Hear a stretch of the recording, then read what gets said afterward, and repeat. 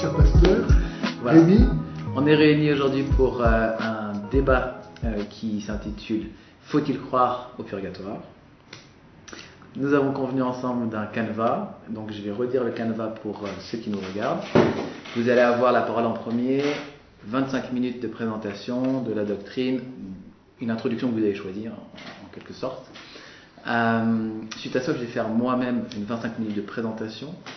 On aura ensuite l'occasion de répondre 15 minutes de votre part et 15 minutes de ma part à la présentation de l'un et l'autre. Puis après, nous aurons 5 séries de 5 questions chacun. Donc vous allez me poser des questions et je n'aurai pas le droit de botter en touche, je répondrai à vos questions autant que possible. De la même manière, je vais vous poser des questions pour que vous puissiez y répondre, comme ça on peut aller au bout de certains arguments. Et à la fin, on aura 5 à 10 minutes de conclusion chacun. Ça, c'est le canevas. Voilà. Et puis, je vous honore, j'honore aussi ce que vous vouliez, et puis ça me va très bien de vous laisser la parole pour démarrer. Voilà. Très bien. Donc, je me présente, je suis l'abbé Guy Pagès, prêtre du diocèse de Paris. Je suis auteur de 2 ouvrages, un qui s'appelle Interroger l'islam, 1001 questions à poser aux musulmans, qui est né à sa 4e édition, et ensuite un autre qui s'appelle Judas est-il en enfer? Alors, puisque vous avez souhaité que nous abordions la question du purgatoire, je voudrais commencer par préciser le lieu à partir duquel je parle, les limites de notre débat, et son sens. Car à quoi bon commencer quelque chose si on ne sait pas dans quel but? Que souhaitons-nous vraiment? Quel est le but de notre rencontre? Est-ce qu'il s'agit de défendre chacun les positions de son camp? Ou bien s'agit-il de chercher à servir le Seigneur qui veut que nous soyons un comme il est un? La foi est une, comme Dieu qui est vérité. L'hérétique, lui, il choisit dans la foi ce qui lui plaît et il laisse ce qui lui déplaît. Par exemple, le musulman veut bien croire que Dieu est un, mais non pas qu'il est Trinité. Que Jésus est homme sans péché, mais non pas qu'il est Dieu. Il est tout à fait remarquable qu'aussitôt après la mise en garde que Jésus fait de la venue des faux prophètes, en Matthieu 7, il annonce aussitôt donc la venue de faux chrétiens qui auront son nom à la bouche et se présenteront même comme l'auteur d'œuvres impossibles à réaliser sans la vraie foi. Pour moi, le plus grand scandale qui existe dans ce monde, c'est la division des chrétiens. Parce que Jésus a fait de l'unité des chrétiens la condition même du salut du monde. Père, qu'il soit un, comme nous sommes un, afin que le monde croie que tu m'as envoyé. C'est-à-dire l'importance que nous devons attacher à l'unité des chrétiens. Et ça mérite tous les sacrifices, tous les renoncements pour favoriser cette unité. Si Dieu est un, s'il y a un seul sauveur, un seul baptême, une seule foi, une seule église, on ne peut pas se contenter de rester chacun dans son camp. Quand je me suis converti, à l'âge de 20 ans, et que j'ai cherché dans quelle église aller, parce que j'ai vu à un moment donné que Jésus était le seul qui avait donné sa vie pour moi, et que s'il n'y a pas de plus grand amour que de donner sa vie pour ce qu'on aime, moi je vais là où je suis aimé. Et donc j'ai choisi Jésus, mais il s'est trouvé qu'il y avait des catholiques, des orthodoxes, des anglicans, des méthodistes, des luthériens, des pentecôtistes, etc., etc. Tous se disent chrétiens, ils ne s'entendent pas entre eux. Où aller? Où aller? Et donc, à un moment donné, je me suis aperçu qu'à cause de la succession des papes dans l'histoire, j'étais rattaché comme par un fil rouge à travers l'histoire jusqu'à la fondation de l'Église par Jésus lui-même qui dit à Pierre, tu es pierre et sur cette pierre, je bâtirai au futur. Donc aujourd'hui, mon Église. Donc l'Église qui se réclame de la fondation de Jésus sur Pierre et la vraie Église. Voilà le chemin que moi j'ai fait pour choisir dans quelle Église aller. Et cette Église, Jésus n'a fait qu'une Église. Comme dit Jean, il est venu rassembler dans l'unité les enfants de Dieu dispersés. Jean 11, 52. Hors de la vraie foi, qui nous donne un accès à la vie éternelle, nous sommes bien d'accord, il n'y a pas de salut possible. Celui qui croit sera sauvé. Et on ne peut pas imaginer qu'il ait fallu attendre Luther pour que cette foi soit accessible aujourd'hui. Est-ce que Jésus aurait abandonné son Église pendant 15 siècles? Est-ce que pendant 15 siècles, ce que l'Église a cru et continue de croire, ce qu'elle a pratiqué et continue de pratiquer, devrait être aboli parce que Luther dit que ce sont des hérésies? Le purgatoire est un dogme de foi. C'est-à-dire que pour l'accueillir, le travail de la raison ne suffit pas. Il faut avoir la foi. Et la foi est une. On ne peut pas prendre dans la foi certaines choses et en laisser d'autres. Parce qu'à ce moment-là, ce à quoi on prétendrait croire, on ne le croirait plus en vertu de la foi qui est un mouvement de confiance en Dieu qui ne peut ni se tromper ni nous tromper, de sorte que je crois tout ce que Dieu dit parce que c'est Dieu qui le dit, mais on le croirait parce qu'on l'estime crédible. Et donc on soumettrait la vérité au jugement de notre raison. La vérité révélée serait rien d'autre finalement qu'une vérité à dimension humaine. Plus besoin de la foi. Il est bien évident que celui qui a décidé de ne pas croire, on peut lui présenter tous les arguments qu'on voudra, il ne croira pas. La foi, elle part d'un sentiment de liberté, pas de sentiment, elle repose sur la liberté. On peut forcer personne à croire. C'est vraiment chacun se juge lui-même parce qu'il est libre de croire ou de ne pas croire. Alors arrive, pour celui qui ne peut pas croire, malgré tous les arguments qu'on peut lui donner, ce que Jésus disait, vous aurez beau regarder et vous ne verrez pas. Personnellement, pour Luther et ses disciples, leur origine, je la trouve dans Actes 20, 29, lorsque saint Paul dit « Je sais, moi, qu'après mon départ, il s'introduira parmi vous des loups redoutables qui ne ménageront pas le troupeau, et que du milieu même de vous se lèveront des hommes tenant des discours pervers dans le but d'entraîner les disciples à leur suite. » Et de fait, Luther et ses émules se sont levés dans le cours de l'histoire de l'Église pour entraîner à leur suite les disciples qu'ils ont réussi à faire. Par des discours pervers, alors il suffit de voir aussi d'ailleurs la vie de Luther, mais c'est un autre sujet. En tout cas, est-il que les hérétiques croient savoir mieux que l'Église à ce que Dieu a révélé. Alors que Jésus a donné à l'Église l'autorité pour parler en son nom. Qui vous écoute, m'écoute. Saint Jude disait, au sujet donc de ceux qui se lèvent dans le cours de l'Église, dans l'histoire de l'Église, pour entraîner les disciples à leur suite, ce sont eux qui créent des divisions, ces êtres psychiques qui n'ont pas d'esprit. Le principe sola scriptura, je suis désolé mon cher pasteur Rémy, mais est faux. Non seulement parce qu'il ne se trouve pas dans la Bible, mais parce que, comme la Bible le dit elle-même, tout n'est pas dans la Bible. Donc on ne peut pas se référer seulement à la Bible pour avoir la réponse, même si rien de ce que nous croyons ne doit se trouver en contradiction avec la Bible. Ça, c'est le critère. Comme dit Saint Jean, il y a bien d'autres choses en finissant son évangile, il y a bien d'autres choses que Jésus a faites, et si on les mettait par écrit, le monde entier ne suffirait pas à contenir les livres qu'on écrirait pour cela. Donc, la Bible en elle-même n'est pas suffisante. Et de fait, la Bible n'a pas toujours existé, comme je dis ça, mais tout le monde ne le sait pas encore, certainement.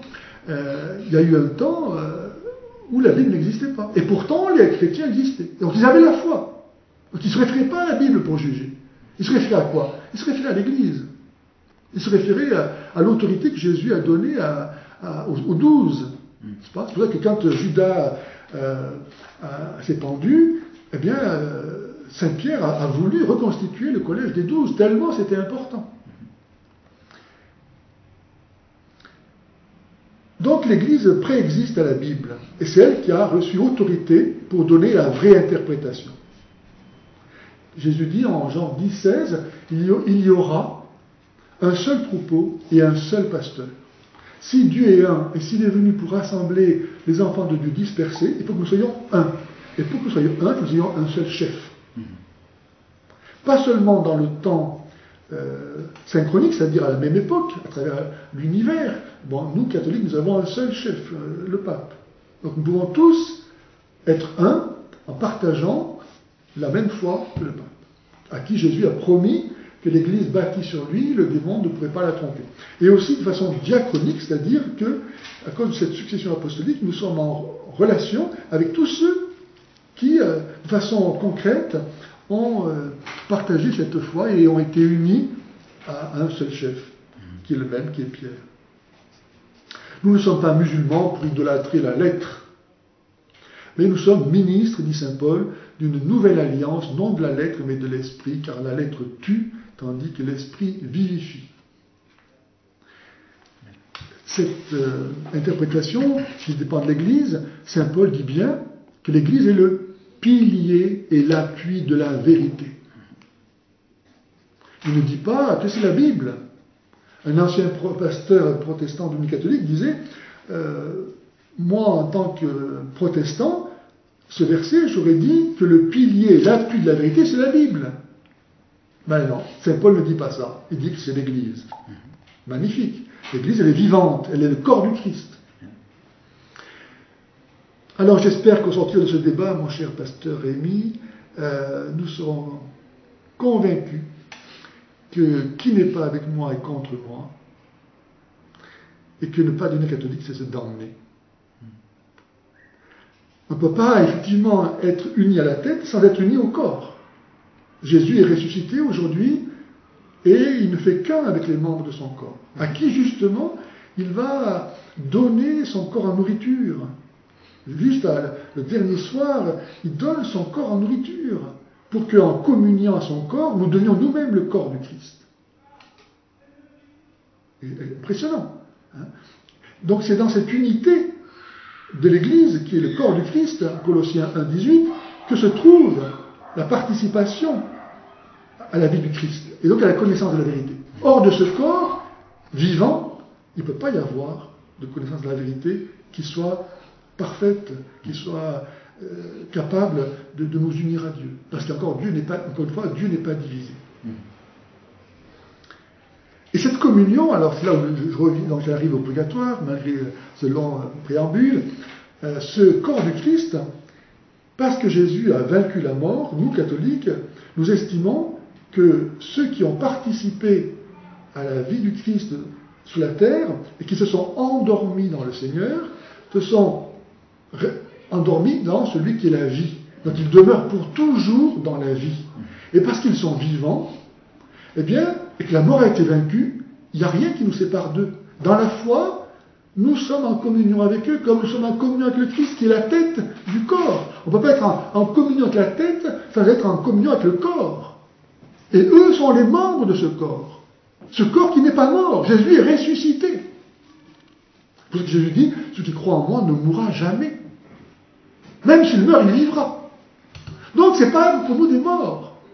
Nous pouvons, par la charité, c'est-à-dire par l'amour de l'Esprit Saint, être en communion avec eux. La communion de l'Esprit Saint, justement, qui nous unit tous dans l'unité du corps du Christ. Alors, ce qui m'amène, je ne sais pas combien de temps il me reste là. C'est à 12 minutes, il vous reste 13 D'accord. minutes. Ce qui m'amène à vous présenter la doctrine du purgatoire telle qu'on peut la lire dans le catéchisme de l'Église catholique. Je cite, « Ce qui meurt dans la grâce et l'amitié de Dieu, mais imparfaitement purifié, car en effet, une chose est le salut que Jésus nous a obtenu, et autre chose, la réception que chacun fait de ce salut, plus ou moins parfaitement. Bien qu'assurés de leur salut éternel. » Autrement dit, contrairement à ce que Luther avait pu le comprendre, la doctrine du purgatoire, le dogme du purgatoire, ne postule pas que ceux qui sont au purgatoire ont à faire leur salut. Non, non, ils sont déjà sauvés. L'Église ne s'attribue pas le pouvoir de faire entrer au ciel des pécheurs impénitents. Pas question, chacun effectivement fait son salut. Mais, parce que nous sommes dans la communion d'Église, nous nous entraidons les uns les autres. Dans la mesure où tous nous participons à ce corps du Christ. Quelqu'un qui est coupable d'un péché mortel, il s'est exclu lui-même du corps du Christ. Et s'il est mort d'un tel péché mortel, il est damné. Donc l'Église ne peut rien faire pour lui. L'Église appelle purgatoire cette purification finale des élus, qui est tout à fait distincte du châtiment des damnés. La tradition de l'Église, faisant référence à certains textes d'Écriture, parle d'un feu purificateur. Donc c'est 1 Corinthiens 3,15, 1 Pierre 1,7. Pour ce qui est de certaines fautes légères, il faut se rappeler le Saint Jean, premier épître, chapitre 5, qui dit qu'il y a des péchés pour lesquels il ne faut pas prier, mais qu'il y a des péchés pour lesquels on peut prier, on doit prier même. Autrement dit, il fait une distinction entre les péchés, ce que nous appelons péchés mortels et péchés véniels. Pour ce qui est de certaines fautes légères, il faut croire qu'il existe avant le jugement un feu purificateur, puisque la vérité enseigne que le blasphème contre l'Esprit Saint ne sera pardonné ni dans ce monde ni dans l'autre. Ce qui laisse entendre qu'il y a des fautes qui peuvent être remises en ce monde et d'autres dans l'autre. Un péché mortel ne peut pas être remis dans l'autre, mais un péché véniel peut l'être, et c'est le rôle du purgatoire. Pour comprendre la doctrine et la pratique de l'Église, il faut voir que le péché a une double conséquence. Le péché grave nous prive de la communion avec Dieu, parce qu'en lui-même c'est le rejet de Dieu, on se préfère à Dieu, et par là ça nous rend incapables de la vie éternelle. Si on rejette Dieu, on rejette par la même occasion la vie éternelle qui est Dieu même. Dont la privation s'appelle la peine éternelle, qui est remise par le pardon sur cette terre. Et d'autre part, tout péché, même véniel, entraîne un attachement malsain aux créatures. Parce qu'en me détournant de Dieu, si je me suis détourné de Dieu, c'est parce que j'ai préféré autre chose. Je me suis attaché à une créature, quelle qu'elle soit. Ça peut être l'alcool, ça peut être la drogue, ça peut être la gloire, ça peut être le plaisir, tout ce qu'on voudra. Donc, pour me ramener en présence de Dieu, je dois non seulement être pardonné, mais aussi faire ce mouvement qu'on avait appelé la conversion, de me détacher de la créature. Et c'est ce qu'on appelle la peine temporelle, parce que ça n'a qu'un temps. Dans l'œuvre de salut, évidemment, il y a un terme à cette peine, sinon je ne serais jamais sauvé. Et donc cette peine, soit je la fais sur la terre, soit, si je ne l'ai pas faite sur la terre, dans la mesure où il s'agit pour soit les péchés véniels, soit les péchés mortels pardonnés, je le ferai ensuite dans le purgatoire. Donc il y a la peine éternelle et la peine temporelle. N'est-ce pas ? Qui ne doit pas être conçue comme une espèce de vengeance infligée par Dieu de l'extérieur, mais bien comme découlant de la nature même du péché. Une conversion qui procède d'une fervente charité peut arriver à la totale purification du pécheur, de sorte qu'aucune peine ne subsisterait. Nous ne disons pas que tout le monde doit aller au purgatoire. Il y a des gens qui vont tout droit au ciel, les martyrs par exemple, ou les petits-enfants qui meurent ayant été baptisés, mais avant d'avoir péché. Le pouvoir divin qu'a l'Église de concéder des indulgences, ce que ensuite Luther avait cru devoir rejeter, alors que dans un premier temps il avait affirmé croire au purgatoire, et il ne rejetait pas les indulgences, mais peu à peu, quand on commence à rejeter quelque chose, c'est tout comme la foi est une, c'est tout qui est passé, quoi. Le pouvoir divin qu'a l'Église de concéder des indulgences peut être comparé à la coutume qu'a l'État, par exemple, de remettre tout ou partie du châtiment infligé à un criminel, par exemple, pour bonne conduite en prison, n'est-ce pas ? L'État fait ça. Mais si l'État peut remettre la peine temporelle pour un criminel qui ne se convertit, qui ne regrette pas son péché, qui ne regrette pas sa faute, l'Église ne peut pas, elle, remettre la peine temporelle de quelqu'un qui ne regrette pas son péché. Donc c'est une comparaison, mais qui a ses limites, n'est-ce pas ? Mais c'est pour montrer que dans la vie, nous avons déjà ce principe qu'il est possible pour une autorité de faire grâce. Voilà. Et l'Église, d'où est-ce qu'elle tire ce pouvoir ? Mais de rien de moins que des mérites de Jésus-Christ. Comme elle est l'épouse du Christ, qu'elle est son corps, son épouse, tout ce qui est au Christ est à elle.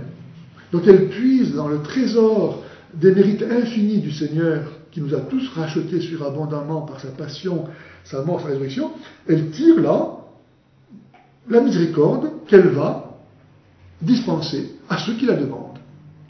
Mais qui présente les capacités de recevoir cette miséricorde. Encore une fois, il y a des conditions pour recevoir cette indulgence de la part de l'Église, n'est-ce pas? On ne peut pas donner, par exemple, l'indulgence, la remise des fautes à quelqu'un vivant sur terre. Parce que c'est à lui à le faire. On ne va pas le faire à sa place. Par contre, les morts qui sont en purgatoire, nous savons qu'ils sont déjà sauvés. Et donc, qu'ils veulent s'unir à Dieu parfaitement et définitivement. Mais ils en sont empêchés parce qu'ils n'ont pas suffisamment aimé Dieu comme ils auraient pu le faire. Et ils regrettent ça. Mais maintenant, le temps est fini, ils ne peuvent rien faire. Mais nous, parce que nous sommes encore dans le temps, nous pouvons agir pour leur compte. Dire au Seigneur, ben voilà, Seigneur, cette prière, cette pénitence, ce jeûne que je fais, ne le compte pas pour moi, ne le mets pas sur mon compte, mais mets-le sur le compte de telle âme. Et ainsi, à travers nous, cette âme, alors, peut continuer à aimer Dieu. C'est fabuleux. La joie qu'elle peut ressentir de dire, moi je ne peux plus rien faire, je suis morte, le temps est fini pour moi, je ne peux rien faire. Je ne peux plus rien faire, je suis bloqué. Mais quelqu'un sur la terre pense à moi et agit pour moi. Et donc je peux, moi, à travers elle, continuer à aimer. Un peu comme, je ne sais pas, dans le corps de le sang, le cœur, voilà, va pouvoir faire son travail à travers les ramifications et à venir là porter son secours à une blessure, etc. Donc, voilà, comme dit saint Paul, dans le corps, quand un membre souffre, tous les membres souffrent. Lorsqu'un membre est à l'honneur, tous les membres sont à l'honneur. Et donc, si nous sommes un dans l'unité du corps de Christ, en qui il n'y a pas de division, on ne voit pas pourquoi, effectivement, ceux qui sont sur la terre devraient rester indifférents au sort des âmes qui sont décédées. Eh bien, nous croyons que cette charité, elle ne passe pas, rien ne peut la vaincre, à nous de continuer à nous aimer les uns les autres. Le pardon du péché et la restauration de la communion avec Dieu entraînent la remise des peines temporelles du péché, mais des peines temporelles du péché demeurent. C'est ce que je disais, n'est-ce pas? Donc, c'est là où le chrétien va s'efforcer, en supportant patiemment les souffrances, les épreuves de toutes sortes de cette vie, de s'unir à la passion du Christ et de pouvoir ainsi participer et de montrer au Seigneur son désir d'être sauvé. Parce que Jésus qui a dit « ne donnez pas ce qui est sacré aux chiens », il ne va pas donner son salut à des gens que ça n'intéresse pas. Et ma façon à moi de montrer à Dieu que je désire recevoir le salut, c'est d'imiter le Christ, de participer à sa passion, pas seulement pour moi, pas seulement en disant ça sert à rien, c'est simplement un truc extérieur à moi, une façon de prendre mon ticket pour entrer à la salle du concert. Non, non, ça me transforme moi-même. Je deviens moi-même le Christ qui souffre lorsque j'offre mes souffrances au Christ. Hein. Comme disait saint Paul, ce n'est plus moi qui vis, c'est le Christ qui vit en moi. On pourrait rappeler, évidemment maintenant, si vous voulez, dans l'Écriture sainte, les versets sur lesquels l'Église appuie sa foi, parce que la foi doit toujours, évidemment, être en accord avec l'Écriture sainte, même si tout n'est pas dans l'Écriture sainte. Mais en tout cas, qu'il n'y ait rien de contradictoire, rien qui s'oppose, évidemment, à une vérité que l'on prétendrait enseigner, n'est-ce pas? Donc, comme vous le savez, dans l'Ancien Testament, on fait référence à Judas Maccabée, qui a fait faire un sacrifice expiatoire pour les morts, afin qu'ils soient délivrés de leurs péchés. Et ensuite, on peut aussi, dans la tradition de l'Église, voir que dès les premiers temps de l'Église, celle-ci a honoré la mémoire des défunts et offert des suffrages en leur faveur, en particulier le sacrifice de la messe, afin que, purifiés, les défunts chrétiens puissent parvenir à la vision béatifique de Dieu. Donc c'est pas d'aujourd'hui, c'est pas au siècle de 30, non, ça appartient à la tradition immémoriale de l'Église, que cette foi dans la capacité de pouvoir subvenir aux besoins de nos frères décédés. Je cite Saint Marc Chrysostome, portons leur secours et rappelons leur mémoire. Si les fils de Job ont été purifiés par le sacrifice de leur père, pourquoi douterions-nous que nos offrandes pour les morts leur apportent quelque consolation? N'hésitons pas à porter secours à ceux qui sont partis et à offrir nos prières pour eux. Et ben voilà, vous êtes à... Parfait. Alors, je vous écoute. À mon tour. Merci beaucoup pour votre présentation, Je vous en prie. que j'ai trouvé claire. Merci. J'ai compris la plupart des arguments. Merci. Voilà. Vous le connaissez déjà, j'imagine. Oui, on pourrait continuer, ouais. Mais voilà, merci. Merci beaucoup. Très bien. Je vous ai écouté et j'ai noté une phrase, peut-être je vais rebondir sur celle-ci. Le purgatoire est un dogme de foi. Oui. Et me revenait à l'esprit pendant que vous disiez ceci que la Bible nous dit que la foi vient de ce que l'on entend, et ce que l'on entend vient de la parole de Christ. Il y a, de manière indissociable, notre foi est liée à la parole de Christ. Il serait très important pour nous de trouver dans la parole de Christ le fondement de ce dogme de foi. Sinon, oui, bien sûr, il s'écroule. Bon. Et puis, nous avons souvent en tête, et c'est des arguments qui sont souvent présents dans les débats interreligieux, ce petit passage de Actes, chapitre 17, parce que vous avez cité le livre des Actes. Paul dit, ces Juifs, enfin Luc plutôt, qui écrit le livre des Actes, dit, ces Juifs avaient des sentiments plus nobles que ceux de Thessalonique. Ils reçurent la parole avec beaucoup d'empressement, donc une parole qui était orale, parce que nous, en fait, on est d'accord avec cet aspect. La parole a d'abord été dite avant d'être écrite.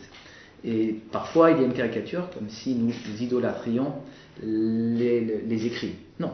Mais nous lisons la suite, ils reçurent la parole avec beaucoup d'empressement, et ils examinèrent chaque jour les Écritures pour voir si ce qu'on leur disait était exact. Bon.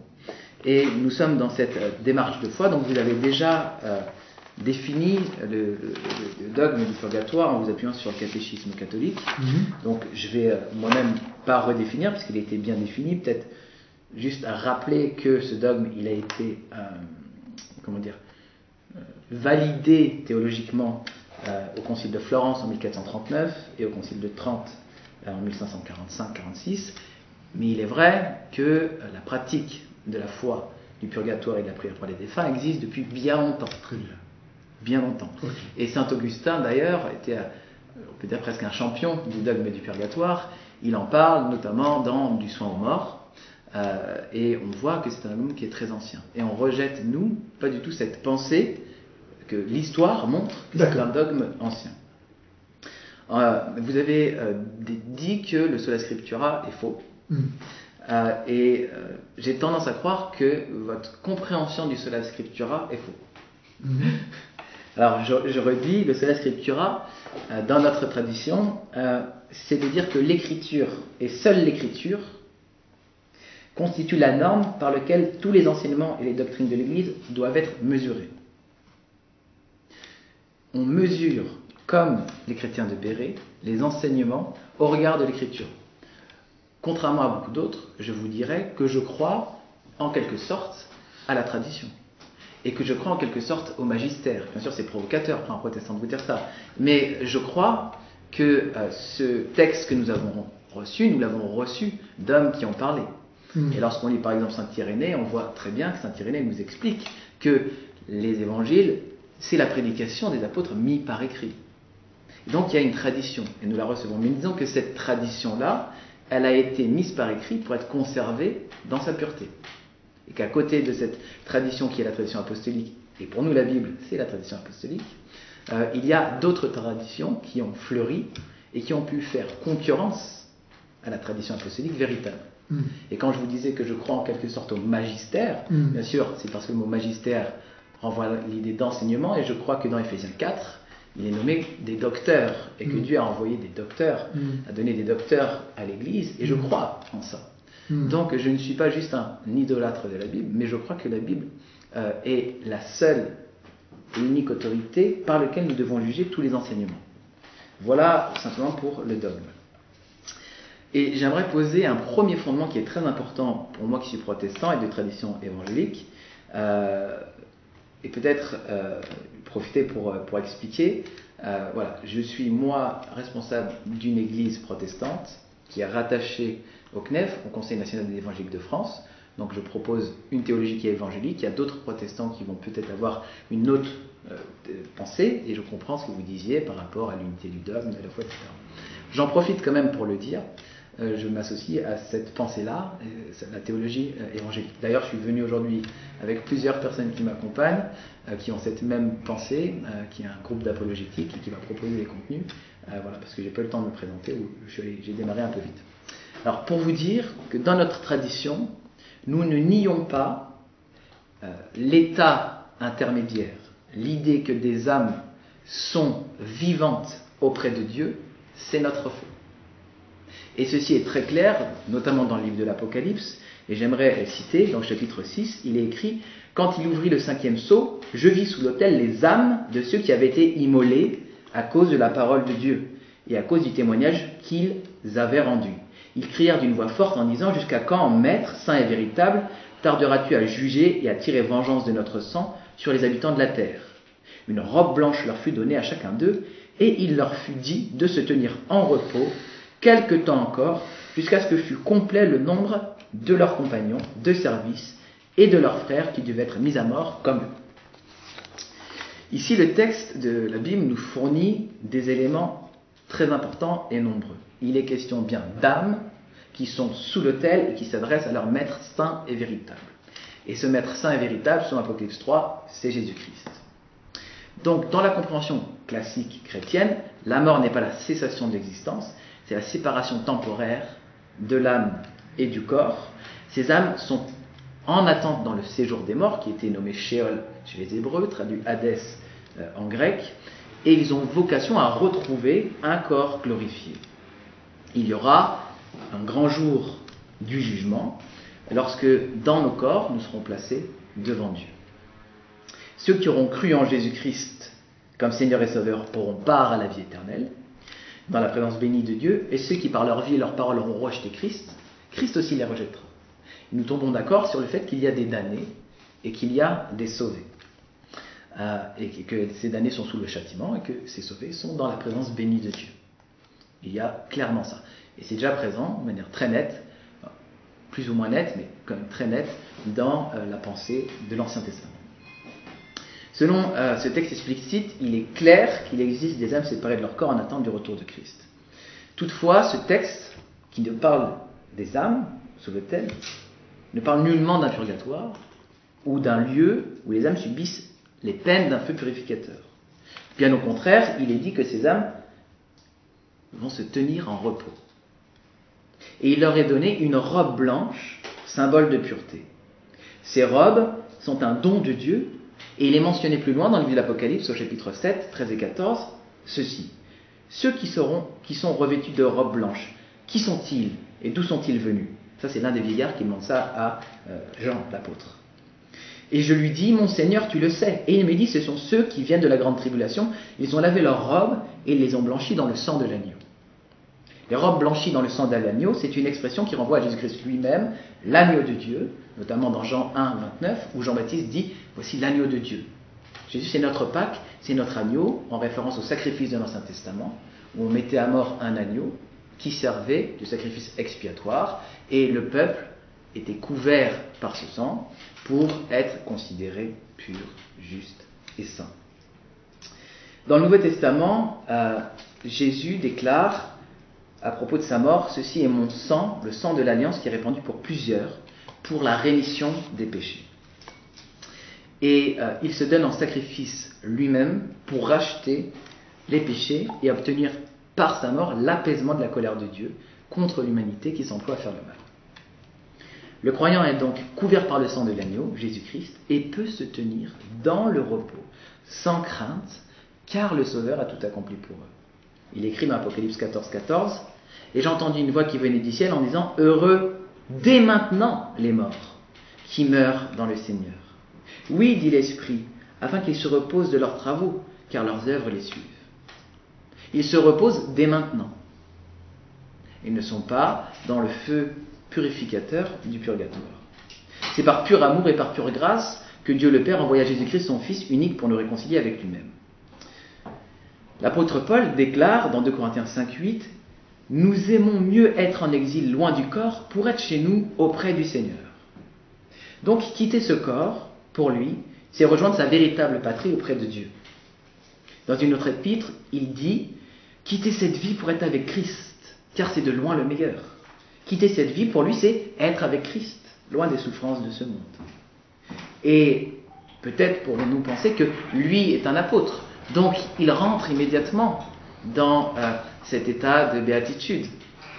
Mais par exemple, Jésus dit au criminel à côté de lui, vraiment je te l'assure, aujourd'hui même, tu seras avec moi dans le paradis. Ce pécheur qui confesse lui-même qu'il est un pécheur sur la croix. Il n'y a donc, dans ces 3 versets, aucune trace d'une étape de purification intermédiaire pour le croyant. Dieu ne laissera pas nos corps dans la terre pour toujours, car lorsque Christ reviendra, notre âme sera à nouveau unie à notre corps, qui ressuscitera des morts, et nous vivrons éternellement avec lui. Mais le fait que les âmes des croyants entrent aujourd'hui, dès maintenant, immédiatement dans la présence de Dieu, signifie que le purgatoire n'existe pas. Malheureusement, la théologie catholique a ajouté à cette bonne nouvelle du salut en Jésus-Christ, la doctrine du purgatoire, qui enlève à Christ la gloire de nous avoir sauvés, une fois pour toutes, bien entendu. Et en effet, les catholiques croient, comme vous l'avez dit, qu'ils peuvent, par leur prière et leur suffrage, apaiser la souffrance des âmes en repos dans le séjour des morts et les aider à purger leurs péchés plus efficacement. Il y a un théologien catholique qui s'appelle Ludwig Ott, qui est cité notamment par Wayne Grudem, le théologien évangélique, qui dit « Les suffrages opèrent de telle manière que la valeur satisfactoire des bonnes œuvres est offerte à Dieu en remplacement du châtiment temporel pour les péchés, châtiment que les pauvres âmes ont encore à fournir. » Comme vous l'avez dit, c'est sur cette base de théologie que l'Église catholique a permis et permet encore les indulgences, qui effectivement ont été pris par les commentateurs protestants comme une forme de taxe. On taxe les gens. Ça a été pris comme ça, on pourrait réfléchir. C'est l'un des points de démarche de la réforme.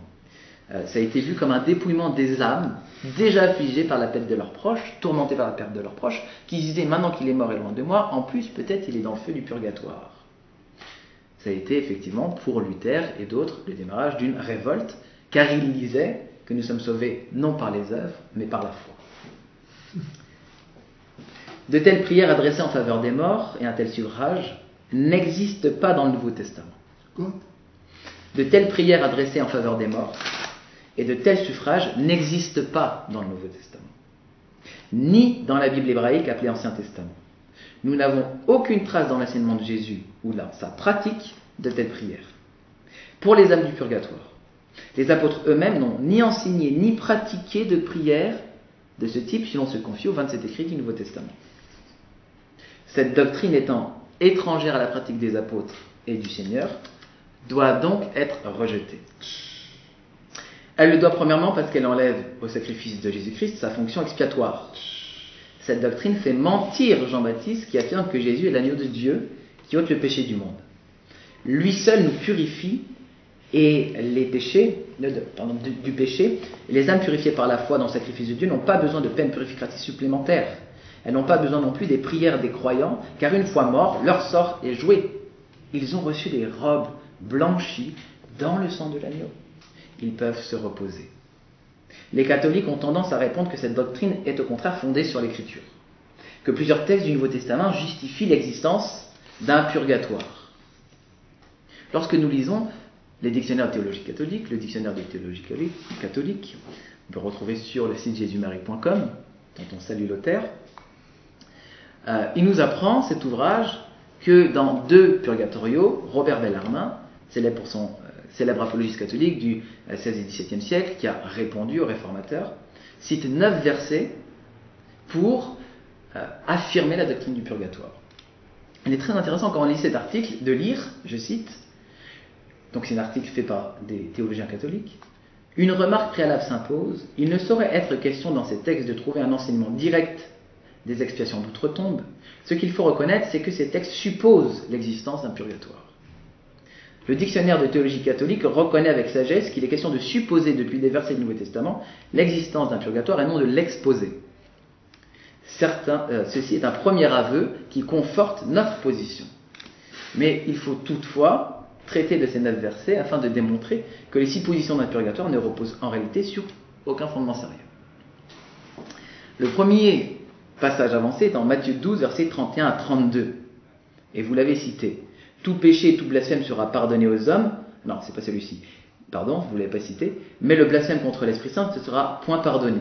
Quiconque parlera contre le Fils de l'homme, il lui sera pardonné. Mais quiconque parlera contre le Saint-Esprit, il ne lui sera pas pardonné, ni dans ce siècle, ni dans le siècle à venir. Vous l'avez cité.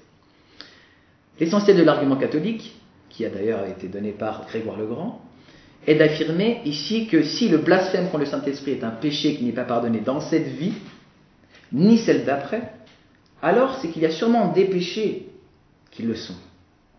C'est une supposition. Ainsi, un état intermédiaire où des âmes en processus d'être pardonnées et purifiées au travers un lot de peines expiatoires existe sûrement. Comme le dit bien l'encyclopédie catholique, il est question ici d'une supposition. Le théologien évangélique Wayne Grudem cite le théologien catholique Ott en disant que pour Ott, cette phrase laisse ouvert la possibilité que les péchés soient pardonnés non seulement dans ce monde, mais aussi dans celui à venir. Mais il ne s'agit là ni plus ni moins que d'une erreur de raisonnement. Dire qu'une chose ne se produira pas n'implique pas qu'elle pourrait se produire. Pour fonder la doctrine du purgatoire, il faudrait non pas un argument négatif comme celui-ci, mais l'affirmation positive que les hommes continuent à souffrir après leur mort pour parfaire la purification. Or, on ne retrouve rien de tel dans l'Écriture. Wayne Grudem a tout à fait raison.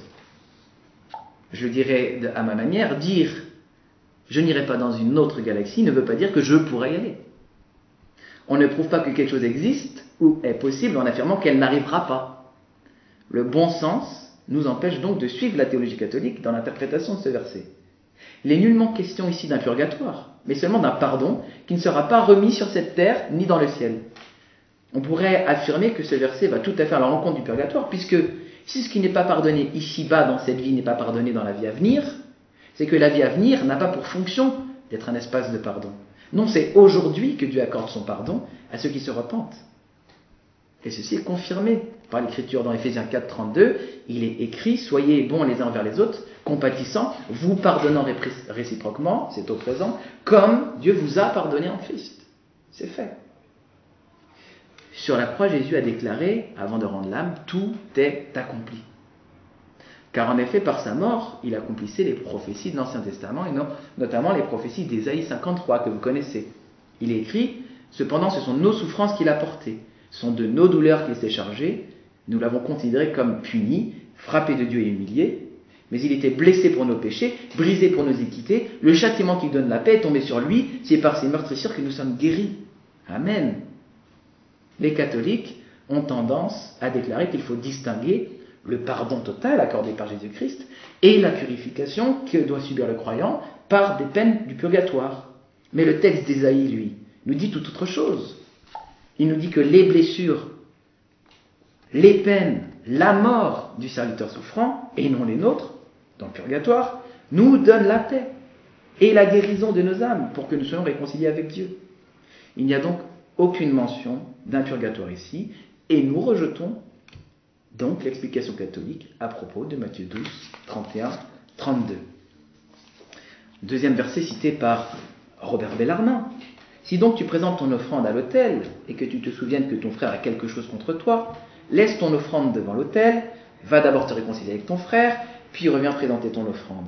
Accorde-toi promptement avec ton adversaire pendant que tu es en chemin avec lui, de peur qu'il ne te livre au juge, que le juge ne te livre à l'officier de justice et que tu ne sois mis en prison. Je te le dis en vérité, tu ne sortiras pas de là que tu n'aies payé le dernier cadran. Ott comprend ce texte comme une parabole enseignant une situation de punition limitée dans le temps de l'autre monde.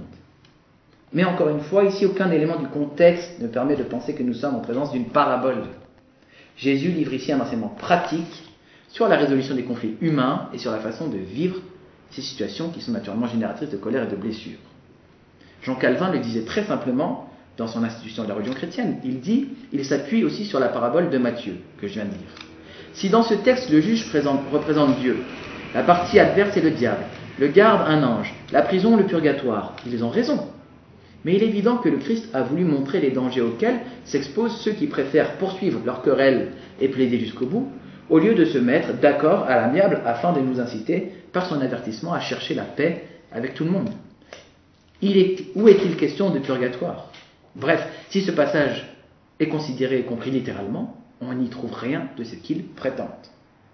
C'est intéressant parce que dans la Didaché, qui est peut-être le plus vieil écrit chrétien en dehors du texte biblique, on lit exactement cette interprétation-là, une interprétation littérale de ce texte. Il est écrit « Heureux celui qui donne selon le commandement, car il est sans reproche. Malheur à celui qui reçoit. Si quelqu'un reçoit parce qu'il a besoin, il sera sans reproche. Mais s'il n'a pas besoin, il rendra compte pourquoi il a reçu et dans quel but. Jeté en prison, il sera examiné, c'est ce qu'il a fait, et ne sera pas relâché jusqu'à ce qu'il ait restitué le dernier cadran. » Le texte est utilisé ici pour des affaires de conflit ici-bas, et non pour un certain purgatoire. Vous voyez, je m'appuie aussi sur la tradition des écrits qui existent. Et lorsqu'on prend le dictionnaire de théologie catholique, qui nous cite lui-même les 9 écrits, les 9 versets sur lesquels s'appuie Bellarmine, il est très intéressant de voir le commentaire du dictionnaire de théologie catholique. Pour Luc 12,9, et moi je vous lui dis, faites-vous des amis avec l'argent et de l'injustice, afin que lorsque il fera défaut, ils vous reçoivent dans les tentes éternelles.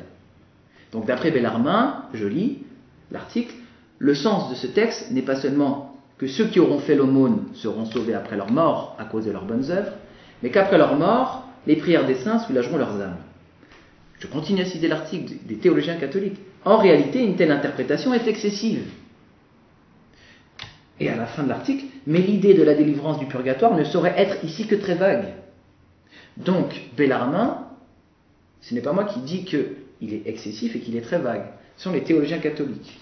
Et ils le font encore avec Matthieu 5, 22. Moi je vous dis, quiconque se mettra en colère contre son frère sera justifiable du tribunal, et quiconque dira à son frère Raka sera justiciable du Sanhédrin, et quiconque dira fou sera justiciable envers l'AGN, le feu. Bellarmine, dit l'article, construit sur ce texte un argument dialectique en faveur du purgatoire. Quand le Christ menace ainsi de sanctions celui qui s'irrite contre son frère, il parle des peines à souffrir dans l'autre vie. Or, parmi ces peines, la gêne du feu est indiquée pour l'injure la plus grave. Il existe donc des sanctions moins sévères. Et les auteurs de l'article disent « La conclusion que Bellarmine veut tirer de ce passage n'apparaît que fort lointaine. » Supposition, supposition, supposition. Et c'est vrai que ces passages n'ont absolument rien à voir avec le purgatoire. Si on a en tête une doctrine du purgatoire, on pourrait peut-être y trouver un sens. Mais si on regarde l'écriture telle qu'elle est, elle ne parle pas de purgatoire. Et je pourrais multiplier avec Luc 23, puisque à chaque fois, ce sont les théologiens catholiques, Luc 23, 42, si lointaine que soit ici l'allusion et l'expression d'outre-tombe, elle n'est cependant pas complètement négligeable. Si lointaine, elle est très lointaine. Acte 2, 24, donc c'est intéressant. Alors, il y a un peu de grec. Même en admettant la leçon tas idian tou adou, il ne saurait être ici question d'y trouver une libération par le Christ des âmes du purgatoire. Il n'est question que du Christ lui-même. La suite du texte l'indique clairement. Donc, je veux bien que le meilleur apologète catholique, Robert Bellarmine, fasse référence, mais c'est dans les dictionnaires de théologie catholiques eux-mêmes qu'on voit que Bellarmine a usé de beaucoup d'ingéniosité pour tirer des sens qui n'existaient pas. Alors, je vous ai cité très rapidement 2 textes, le texte des Maccabées, et en fait c'est 2 Maccabées 12, 46, où Judas Maccabée va offrir des sacrifices pour les morts, et j'espère avoir le temps de répondre dans les 15 minutes qui suivent sur Judas Maccabée. Et vous avez aussi cité, juste mentionné, l'autre texte fort, 1 Corinthiens 3, verset 15, où l'œuvre de chacun sera éprouvée par le feu, et je prendrai aussi, si je peux, le temps de répondre à ces 2 textes. Car en dehors de ces textes, il n'y a aucun fondement dans la Bible sérieux pour la doctrine du purgatoire, et il va falloir que nous revenions sur ces textes-là, car je suis comme les Juifs de Bérée, j'accueille avec enthousiasme ce que l'on m'annonce, mais je vérifie dans les Écritures si ce que l'on m'annonce est exact. Et jusque preuve du contraire, dans les analyses que nous faisons de ces textes, il n'y a rien du purgatoire, il va donc falloir en faire la preuve.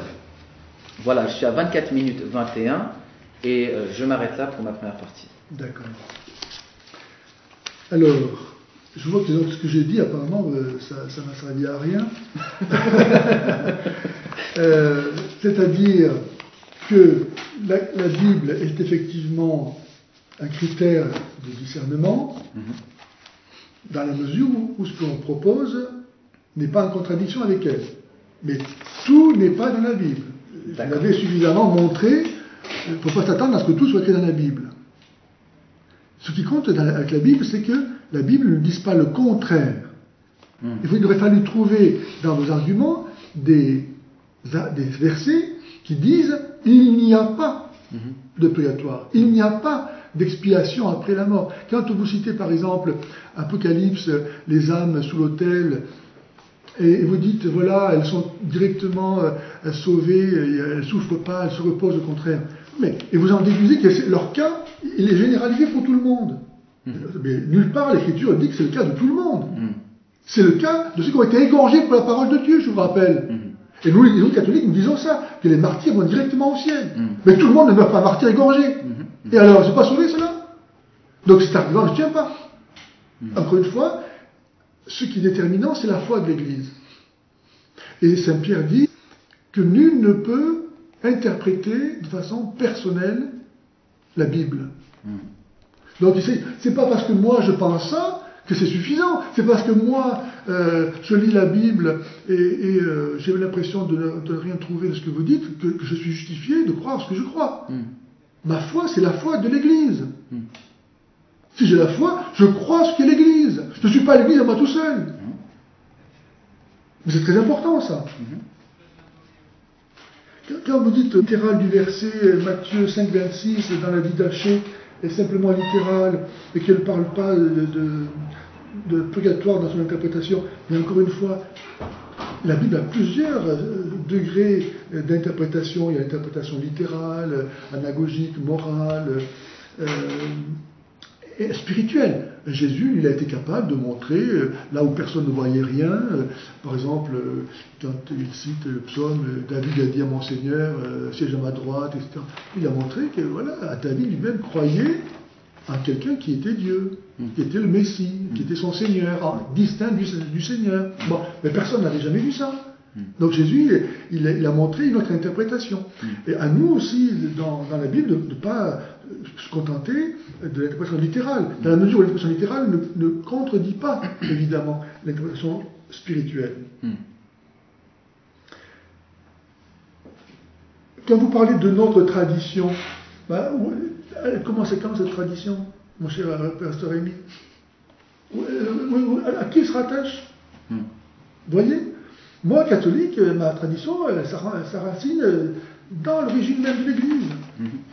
Chez les pères, dans l'Écriture sainte, et j'ai confiance que le Seigneur n'a pas permis, comme il l'a promis, que son Église soit égarée. Il n'y a pas un moment donné où la tradition de l'Église a failli. Nous avons cette même tradition, nous croyons ce que nos pères ont cru.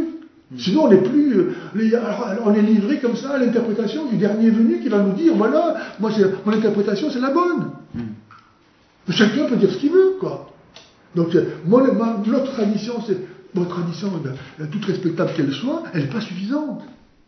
Parce qu'elle ne se rattache pas à l'origine de l'Église. Elle n'a pas l'autorité.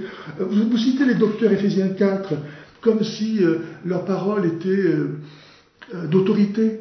Mais les docteurs, et Saint Paul le dit en parlant des prophètes, ils sont soumis à l'autorité des prophètes. Et les docteurs sont soumis à l'autorité des docteurs. Et pas simplement les docteurs qui sont contemporains. Parce qu'encore une fois, nous sommes tous un dans le corps du Christ, et nous sommes autant membres du corps du Christ que ceux qui ont vécu il y a 1500 ans. Et donc les docteurs qui ont vécu il y a 1500 ans, ils ont leur mot à dire, et ce qu'ils ont enseigné, aujourd'hui on ne peut pas enseigner le contraire. Donc les docteurs, ils sont soumis en fait à l'autorité du magistère de l'Église. Voilà. Il n'y a pas de magistère qui soit en contradiction, en conflit, n'est-ce pas? Dieu merci. Vous dites que le dogme a été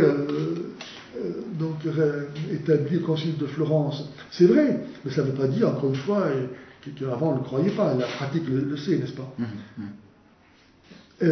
Vous assimilez le purgatoire à l'Hadès.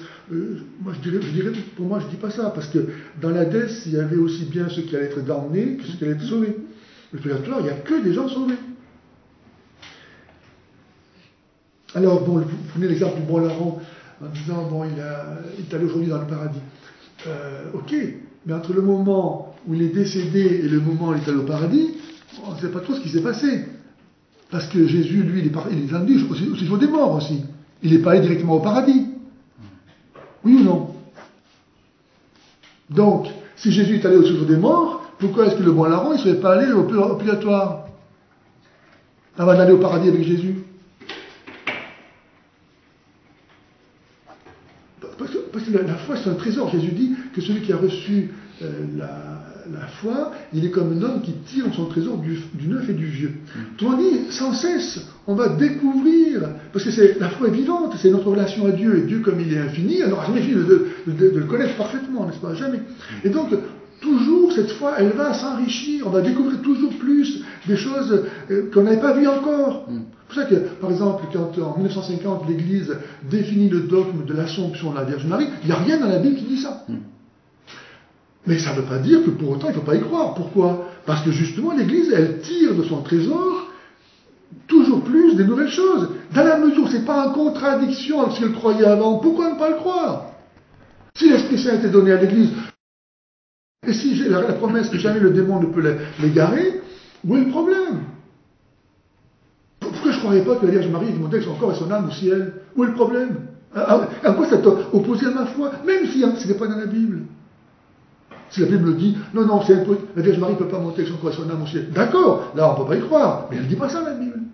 Donc il faut faire attention, quand on interprète, d'une part d'être toujours en communion avec les interprétations qui ont été données et qui ont été validées par le magistère de l'Église au long des âges, et en même temps accepter d'aller au-delà. Sinon on tombe sous le coup de Saint Paul qui dit que la lettre tue. La lettre tue si on s'arrête à la lettre. L'esprit, lui, nous emmène toujours plus loin. Et la garantie que j'ai de ne pas me perdre, c'est que il n'y a rien qui me dit que c'est contraire à la foi. C'est tout. Même si ça dépasse ce que je croyais déjà maintenant. Et alors je grandis comme ça dans ma foi.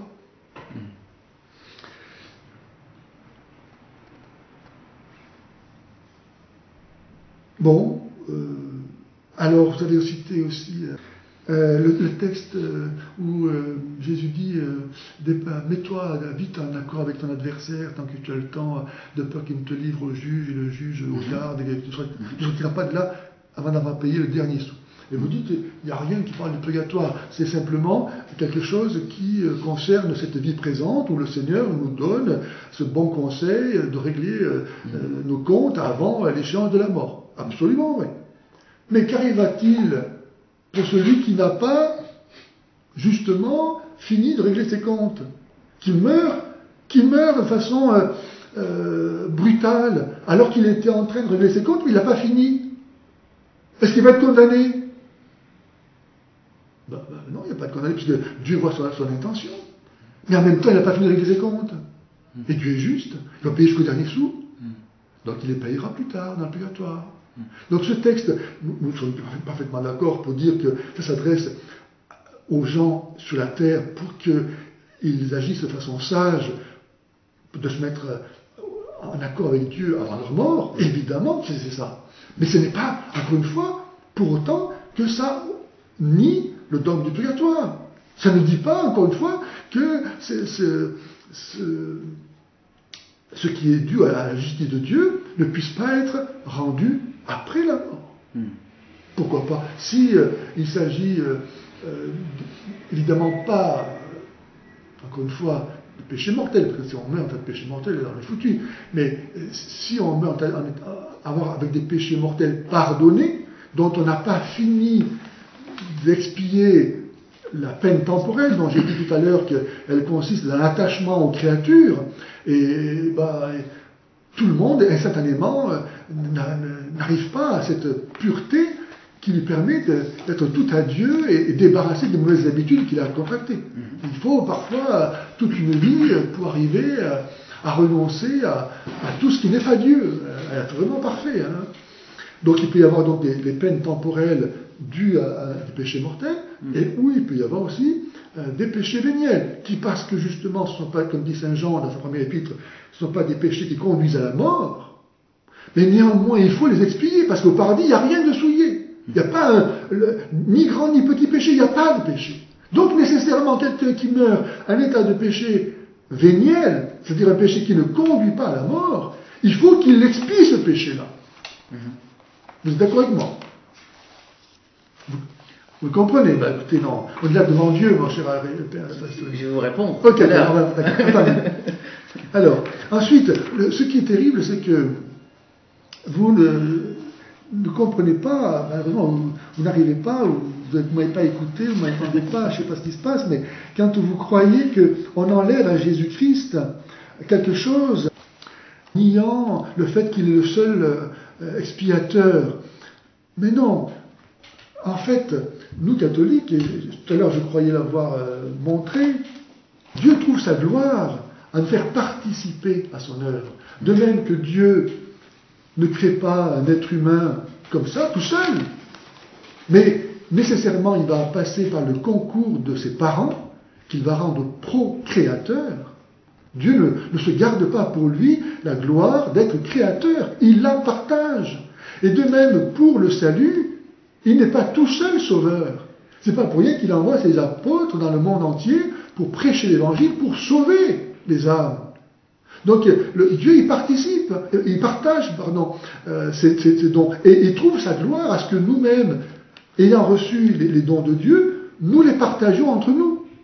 Et c'est pourquoi Saint Paul dit: portez les fardeaux les uns des autres et accomplissez ainsi la loi du Christ. Portez les fardeaux les uns des autres. Il ne s'agit pas de dire: ah ben non, Jésus a tout porté, t'as rien à porter. Et puis chacun a son lot à porter, donc ne porte pas celui de ton frère. Ben non, c'est contraire à l'évangile. Ou bien Saint Paul qui dit, vous allez me répondre à ça, je ne veux pas dans votre réponse, je vous le demande. Hein. Saint Paul qui dit: je trouve ma joie dans les souffrances que j'endure pour vous.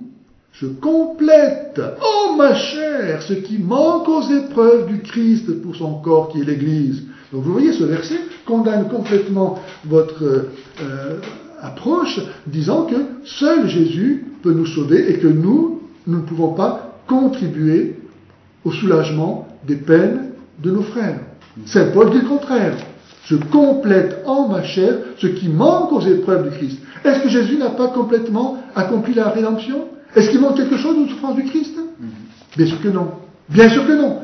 Et Saint Paul ne dit pas que Jésus n'a pas complètement accompli la rédemption. Mais il dit que lui, il est capable de s'unir à cette œuvre du Christ intentionnellement et d'offrir concrètement ces souffrances qu'il endure pour le salut de ses frères.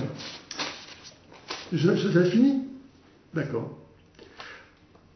Voilà, je m'arrête là. Ok, ça marche. Je vous réponds donc, j'ai 15 minutes. Donc, je vais répondre à votre question, mais je vais le faire dans le fil de mon argumentaire, qui est plus facile pour moi. Nous avons donc parlé d'un Corinthiens 3,15. Je lis le verset d'un Corinthiens 3,15. Paul déclare qu'au jour du jugement, l'œuvre de chacun sera jugée par le feu. D'accord ? Ça, c'est le contexte du verset. Donc, je reprends 1 Corinthiens 3,15. Et je prends dans la Bible directement. Ça ne répond pas directement à ce que j'ai dit. Enfin. Je vais vous répondre. D'accord. Je vais répondre dans les 15 minutes, autant que possible. Comme vous l'avez cité au tout début dans vos 25 minutes, mais Alors, allons-y. Si l'œuvre de quelqu'un est consumée, il perdra sa récompense. Pour lui, il sera sauvé, mais c'est comme au travers du feu. Ça, c'est le verset qui est souvent cité pour soutenir la doctrine du purgatoire. Bon. Ce texte montre clairement que ce n'est pas la personne elle-même qui sera consumée ou qui subirait un châtiment, mais uniquement son œuvre qui sera éprouvée par le feu. Ce qui est bon comme l'or, l'argent, les pierres précieuses durera éternellement. Le dogmaticien catholique Hutt reconnaît lui-même que cela se produira au jour du jugement général, et que c'est une indication supplémentaire que cet argument ne peut pas être utilisé en faveur du purgatoire.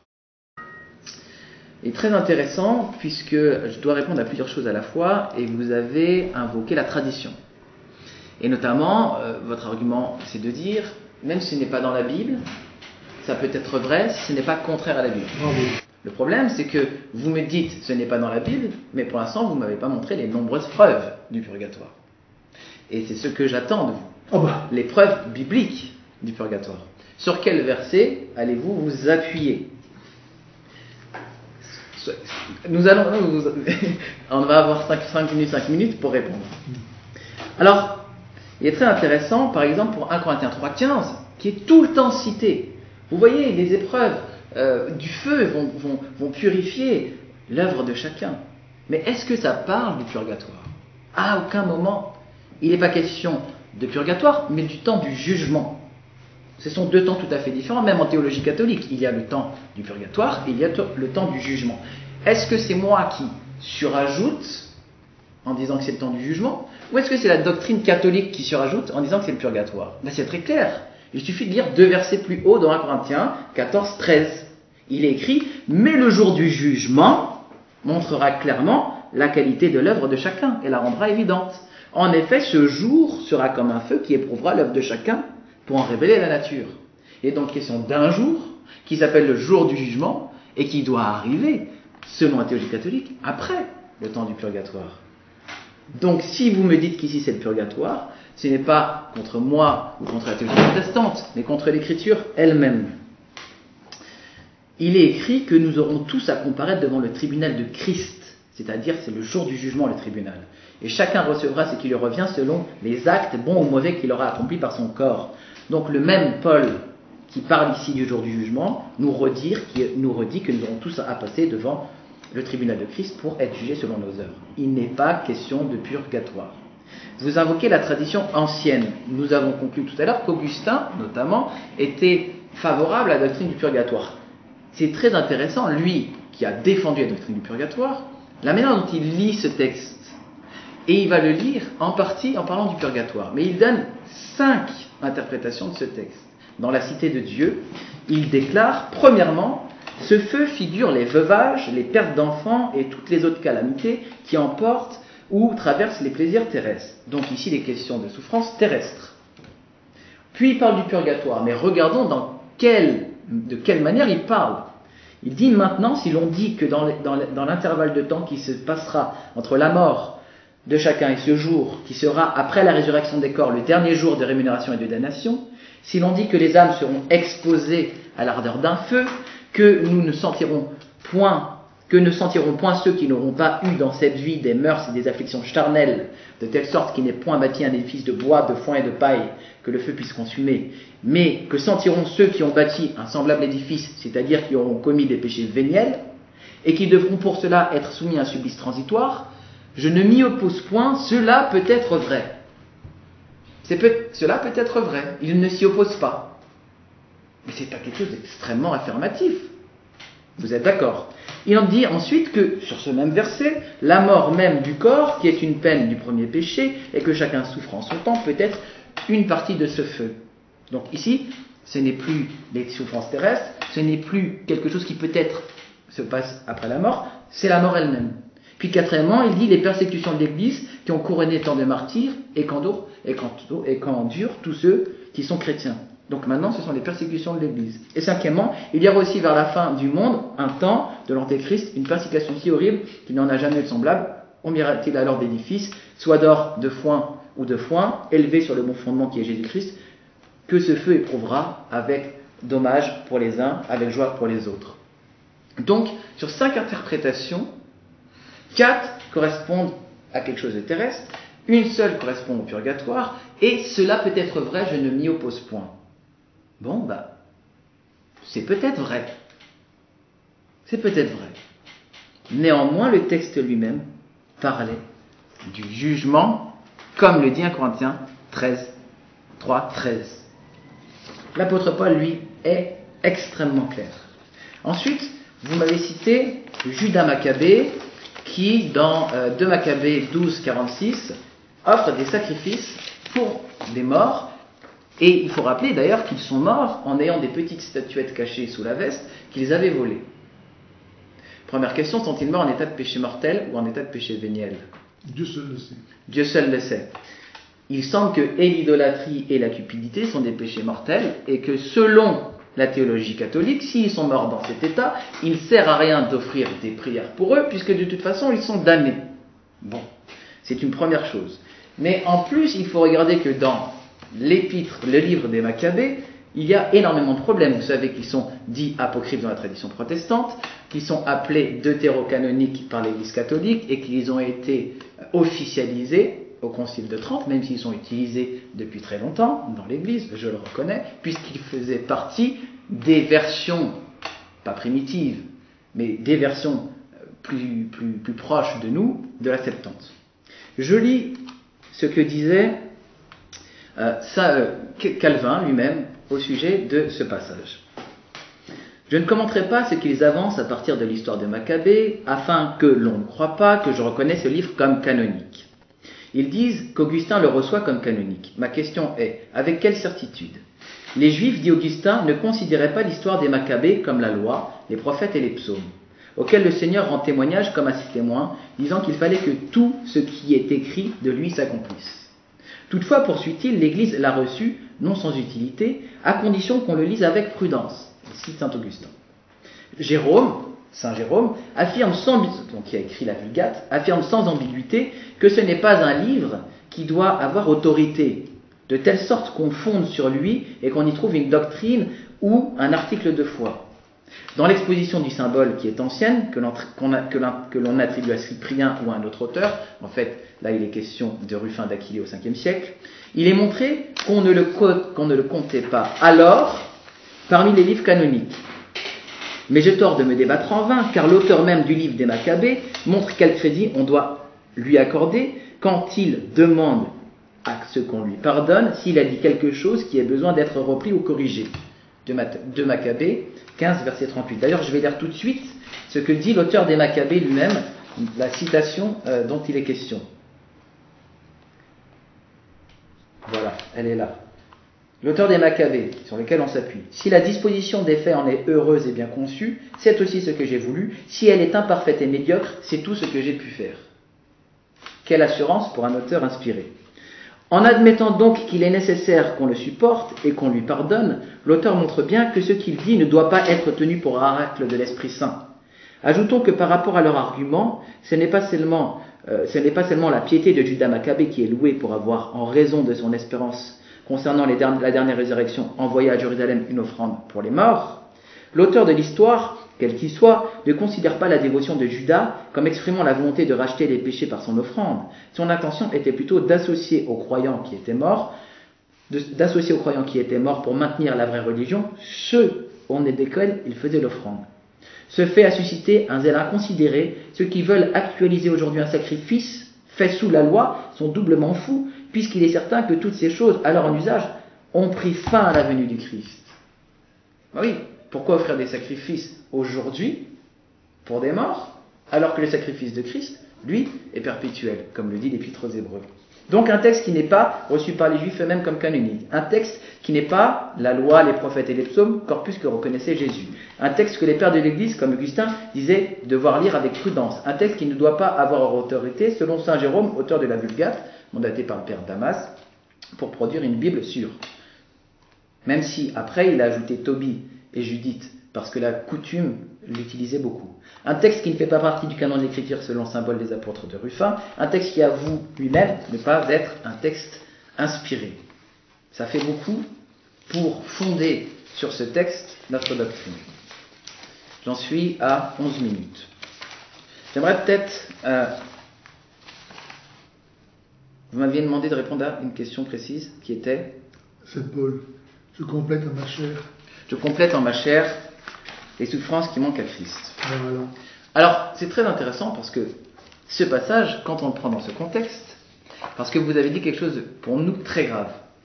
Vous dites que le corps de Christ, l'Église, corps mystique de Christ, est en communion, c'est la communion des saints.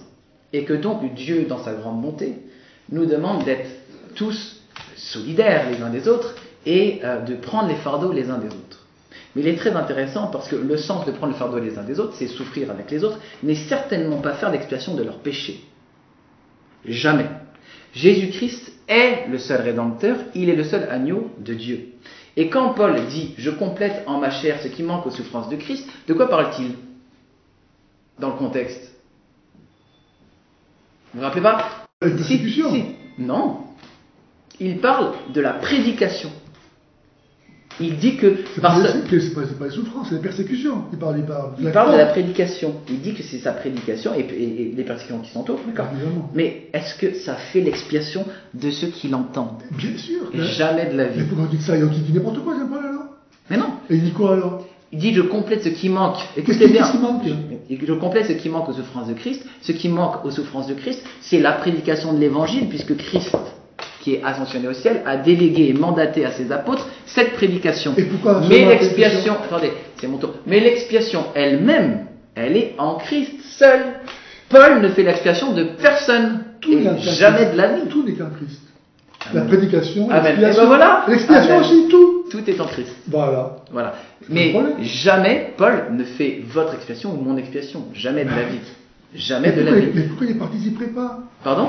Tout ce qui est à moi est à toi, dit Jésus. Non. Mais si. Tout ce qui est à moi est à toi, il parle au Père.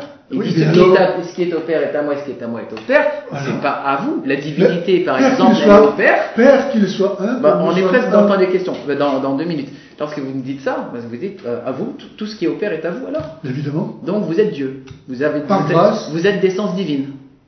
Par grâce, je suis Dieu. Vous êtes d'essence divine. Je suis Dieu par grâce. Comme dit Saint-Pierre. Si vous voulez. Comme dit Saint-Pierre. C'est une hérésie absolue. Mais non. Comme dit Saint-Pierre, deuxième épître, chapitre 1, verset 4, vous avez été rendus participants de la nature divine. Et alors? Mais je le connais. Et alors? Participant de la nature divine. Il faut y croire. Mais il faut comprendre surtout. Participant de la nature divine, ça veut dire qu'en tant que temple de l'Esprit Saint, vous êtes rempli de l'Esprit Saint. Jamais vous n'êtes l'Esprit Saint. Et jamais vous n'êtes vous divin. Je suis pas plus que Jésus n'est le Père. Voilà, vous êtes un vase d'argile. Pas plus que Jésus n'est le Père. Et pourtant, il est Dieu comme le Père. Soit un seul Dieu. Amen. Eh bien, moi, je suis uni à Dieu et je suis divinisé. Vous êtes le temple, et il est l'Esprit qui remplit le temple. Vous n'êtes pas Dieu. Je suis mais par grâce. Pas de problème après, si vous pensez ça. Bah oui. Voilà. Vous êtes Dieu. Vous avez le droit de le penser. Hein. Pas par nature, par grâce. Pas par nature. Ah non. Ah, donc vous n'avez pas tout ce qui est au Père. Merci. Si. Ah bah non. Et si. Le Père reste le Père. Vous avez l'essence du Père ou pas? Mais le Père est Père. Moi, je ne suis avez... pas le Père. Voilà. C'est comme si vous disiez... Vous n'avez pas tout ce qu'il a. Par exemple, vous n'avez pas l'éternité. Vous avez eu un commencement. J'ai la vie éternelle. Vous avez un commencement ou pas? J'ai la vie éternelle. Donc vous n'êtes pas éternel. Vous avez un commencement. Dieu vous prête vie. Je ne suis pas Dieu par nature, je suis Dieu par grâce. Merci, mais vous le savez quand même, c'est la base. Je sais que vous êtes d'accord avec moi sur ce point, vous n'êtes pas Dieu. Non, mais ça va plus loin que vous pensez, vous savez, le don de Dieu. Mais je pense, mais j'ai reçu l'Esprit Saint moi aussi. Mais ça ne suffit pas à le recevoir, il faut être fidèle. Ben, justement, l'Esprit Saint qui habite en nous nous rend capables d'interpréter l'Écriture. Non, s'il n'est pas en communion avec l'Église. Mais l'Église, c'est quoi l'Église catholique romaine? Il n'y a qu'une Église. Amen, l'Église de Christ. Et comment on la reconnaît? Qui est le chef? Comment on la reconnaît? L'Église du Christ? Dites-moi. Ah ben vous, je ne veux pas en parler. Ses fruits. Ah, ses fruits, oh, ça ne suffit pas. Bah si, à l'amour que je vous porte, cher abbé. Attention, ça peut être, vous savez, il ne faut pas ces apparences. Rappelez-vous. Peut-être que c'est des apparences. Mais regardez, c'est à vous de parler maintenant. Alors, pour en revenir à 1 Corinthiens 3,15. J'ai 5 minutes là, c'est ça, pas plus, c'est ça? En fait, 5 minutes normalement pour m'interpeller. Moi, je dois répondre à vos questions. Je dois vous me forcer à. Je vais continuer. Voilà. Sinon, 1 Corinthiens 3,15 serait une interprétation à donner, mais bon. Mais si vous voulez faire ça pendant vos 5 minutes, d'accord. D'accord. Merci. Donc c'est l'histoire du feu, n'est-ce pas? Et vous dites que ce feu, donc, il éprouve les œuvres, mais pas la personne. Or. Je connais la suite du verset, effectivement. Or, Saint Paul dit bien, verset 15, que celui qui a bâti sur le Christ, c'est ça qui est important, il sera sauvé parce qu'il a bâti sur le Christ. Même si toutes ses œuvres sont consumées. Zéro. Le simple fait qu'il donne sa confiance, qu'il veuille être sur le Christ, ça le sauve. Amen. Il n'aura aucune gloire dans le ciel s'il n'a rien à travailler comme il fallait, s'il a travaillé avec du foin, etc. Mais lui, il sera sauvé. Mais comme, Saint Paul dit bien, comme à travers le feu. C'est que lui-même, c'est pas. Donc Saint Paul dit bien que lui, il va être sauvé. Comme à travers le texte. Parce que finalement, il a si mal travaillé qu'il mérite presque d'être consommé. Il s'est foutu la gueule du Seigneur. Et tout ce qu'il a fait, ça ne sert à rien. Hein. Donc, quelque part, il va être sauvé, mais comme à travers le feu. Donc, c'est bien lui qui est jugé dans le feu. Faut pas dire... Très bien, vous venez de le dire, il est jugé. Donc, c'est pas le purgatoire, c'est le jugement. Ah, mais il est jugé dans le purgatoire, parce qu'il passe par le feu. Non, non, là, c'est le jugement. C'est le jour du jugement. C'est moi qui le dis, c'est le texte qu'on a lu. 1 Corinthiens 3, 15. Doucement, mais ce jugement, tous ceux qui seront jugés ne vont pas passer par le feu. Mais c'est oui ou non? C'est l'inverse de ce que dit le texte. Mais pour ce cas-là, lui, parce qu'il a du purgatoire, justement. Non. Eh bien si. Je vais vous montrer que non, mais allez-y, donc, continue. vous reconnaissez que tous ceux qui seront jugés au dernier jour ne vont pas passer par le feu, évidemment. C'est l'inverse de ce qui est écrit dans ce texte. C'est-à-dire, mais ce texte-là, justement, il parle du purgatoire. Pas du tout. Eh bien, parce qu'il parle du feu. Tous ceux qui seront, les élus, qui sont sous l'autel, ils ne vont pas passer par le feu. Choisissez vous-même. Est-ce qu'il parle du jugement ou est-ce qu'il parle du purgatoire? Dites. Parce que vous avez dit les deux. Oui, exactement. Il parle des deux. Ah, il parle des deux. Dans 1 Corinthiens 3, 15, dont on parlait, il est dit que l'ouvrage de chacun, dans un sens universel, sera éprouvé par le feu. Oui. Donc c'est universel. Doit-on l'appliquer au jugement ou au purgatoire? Au jugement particulier. Au quoi? Au jugement particulier. C'est-à-dire? Donc nous, catholiques, quand nous mourons, l'âme reçoit son jugement. Elle sait si elle est sauvée ou si elle est damnée. D'accord, ça me va. Voilà. Et ensuite, comme le temps continue jusqu'au jugement dernier, et que donc nos actes continuent à porter des fruits, soit bons, soit mauvais, au moment de la mort, on ne peut pas rendre un jugement définitif et parfait. Il faut attendre la fin du monde. Donc il y a deux jugements? Exactement. Ah, d'accord. Il y a le jugement particulier et le jugement général. Et vous avez un verset pour soutenir ça? Nous avons l'Esprit Saint. D'accord, ok. C'est la tradition de l'Église. D'accord, non mais au moins je sais que c'est parce que vous avez l'Esprit Saint. Voilà. Ok, on va à 4 minutes pour ce coup-là, parce qu'il vous reste 2 minutes 20. Oui, alors je passe à autre chose. Vous avez parlé...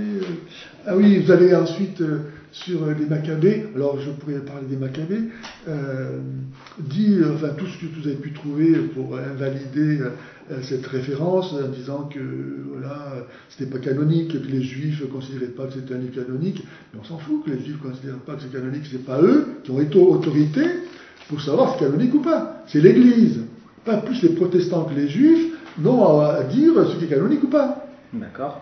Voilà. Et puis alors vraiment, ça c'est le gros problème, c'est que vous n'acceptiez pas que Dieu nous rende participants de son œuvre, pas simplement de prédication, mais de salut. Et le salut s'accomplit par la croix. Dieu rachète les souffrances. Amen. Et donc nos souffrances, elles ne sont pas vaines, elles ne sont pas absurdes, elles sont incluses elles aussi dans l'œuvre de Dieu, Sauveur. Et je peux contribuer, comme dit Saint Paul, par mes souffrances au salut des hommes.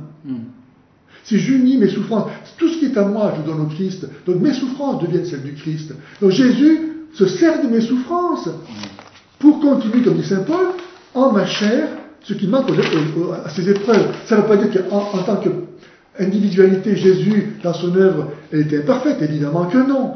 Mais Jésus n'est pas tout seul. Il est la tête du corps.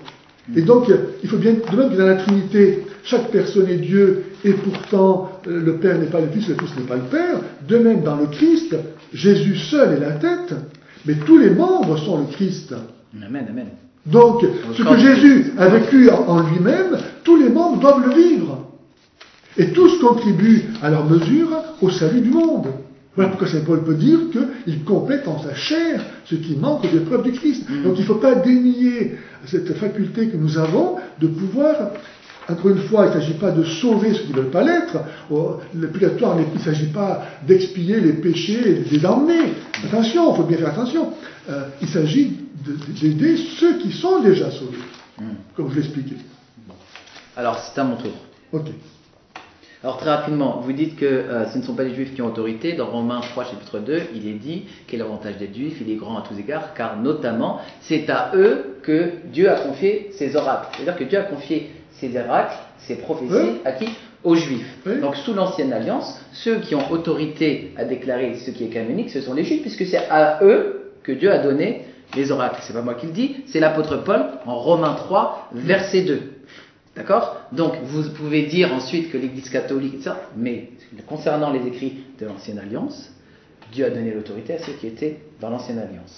Premièrement. Donc, non, ce n'est pas, quand vous dites que ce n'est pas aux Juifs que Dieu a donné autorité, je vous dis que vous êtes contredit par Romains 3.2, et on pourrait discuter de ça. Mais j'ai une question à vous poser, puisque, Oui. hop, je vais remettre 4, ça sera 4 minutes aussi pour moi, hop, comme ça. Il n'y a pas d'inégalité. Question. Est-ce que pour vous, le Fils nous purifie de tout péché? Amen, bien sûr. Amen. Ouais. D'accord.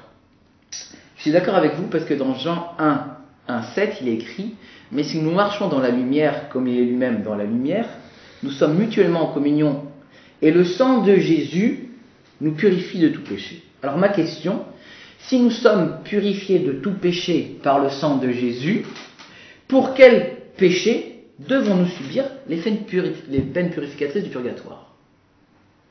Pour quel péché? Puisque par le sang du Christ nous sommes purifiés de Oui. tout le péché, Oui. pour quel péché devons-nous subir les peines purificatrices Alors, il du purgatoire? faut bien distinguer le péché et les conséquences du péché. C'est ce que je disais tout à l'heure. Les conséquences du péché peuvent être éternelles, à peine éternelles, ou temporelles. Mhm. Donc, il s'agit de ça, d'expier les peines temporelles, pas autre chose. C'est-à-dire L'attachement aux créatures. Mhm.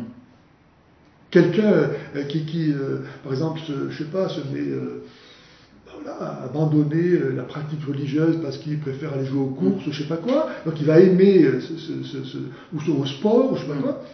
Donc ça c'est un péché ou pas de faire ça? Ben oui, D'accord. il abandonne le culte, D'accord. c'est le Et commandement de Dieu. ça doit être purifié dans le feu du purgatoire.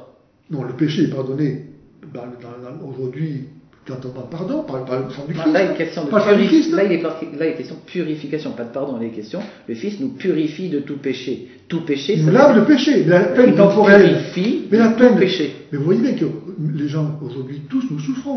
Oui. Justifiés ou pas justifiés. Oui, mais ça c'est Bon, d'accord, donc il y a la Dieu justification. ne nous enlève pas les suites de nos péchés. D'accord. Quelqu'un qui va, par exemple, se droguer ou qui va ensuite faire un accident de voiture, jusqu'à la fin de sa vie, s'il est blessé, il va se comporter Oui. les conséquences, même s'il est pardonné. D'accord. Ok, donc il faut bien distinguer le péché en lui-même et les conséquences.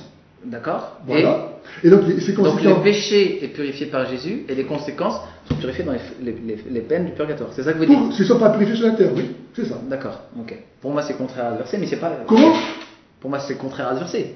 Pourquoi? Je viens de vous montrer que ce verset parle du péché, il ne parle pas des conséquences, des peines du péché. Il faut bien distinguer le péché et les peines. Il ne parle pas des peines, il parle du péché. Donc. Vous comprenez que si le Non, péché, mais excusez-moi. si le péché est remis, les peines sont... J'insiste parce que il n'est pas question de pardon dans ce verset, il est question de purification. On va pas jouer sur les mots, hein. Ben non. Mais si. Ben, excusez-moi. Le pardon, si je vous pardonne, Oui. je vous pardonne. Oui. Et puis si vous êtes purifié, c'est pas la même chose. D'accord? Alors, écoutez-moi, vous me par exemple, je fous le feu à votre maison, par exemple, et vous me pardonnez. Ouais. Est-ce que vous n'allez pas me demander de contribuer à rebâtir la maison? Donc c'est pas la même chose. Je vous ai pardonné, puis après il faut reconstruire. Eh bien voilà, c'est ce que je vous dis. D'accord. Et donc cette reconstruction, c'est la purification. Bah, alors on parle, purification c'est le péché, on parle du péché. D'accord. Donc c'est ce que Alors. mais écoutez bien, c'est ce que je vous dis. Ici, il n'est pas question que Christ nous pardonne de tout péché, il est question qu'il nous purifie de tout péché. Donc, il fait la purification de tout péché par son sang. C'est pas moi qui le dis, c'est le sang de Jésus nous purifie de tout péché. Il n'y a pas marqué, il n'est pas marqué, le Rémi. purgatoire nous purifie Ah, de tout Rémi, péché. Veillez. si Jésus, Vous surajoutez quelque chose qu'il n'y est pas. si Jésus, dans le mot purification, enlevait et le péché et la peine du péché, je ne vois pas pourquoi Saint Paul ensuite dirait je complète en ma chair ce qui manque aux épreuves du Christ. Parce que vous n'avez pas compris qu'il parle de la prédication dans le contexte. De la prédication. Et puis ça fait souffrir dans son corps. Ah, ça ne fait pas souffrir Ah, il son corps dit- quand il prêche l'évangile et qu'il se fait jeter des pierres. Comment? Il prêche l'évangile, il se fait jeter Attention, des donc pierres. voilà. Donc Voilà. la Mais persécution. ça ne fait pas l'expiation des gens. Ah non, c'est pour rien du tout. Mais Voilà. absolument pas l'expiation.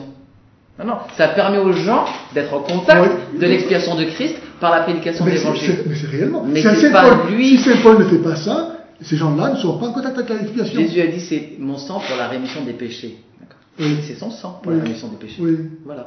Le sang de Paul, lui, c'est pour que les gens puissent être en contact avec le sang de Eh bien, Jésus. ce qui, sang lui, de Saint Paul, il est nécessaire pour que ces gens-là puissent bénéficier de la rédemption du Christ, oui ou non? puisse s'attacher au sang de Eh Christ. ben alors. C'est pas le sang de Paul, mais c'est pas grave. On va pas être d'accord sur ce point. Mais franchement, c'est grave. donc, À vous de me poser des questions pendant 5 minutes.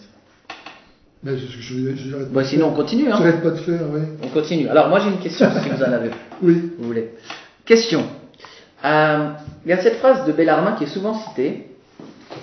J'aimerais savoir si vous êtes d'accord avec elle. Celui qui intercède pour les âmes du purgatoire et leur fait du bien accomplit une plus grande œuvre que s'il faisait les plus riches largesses à un pauvre de ce monde.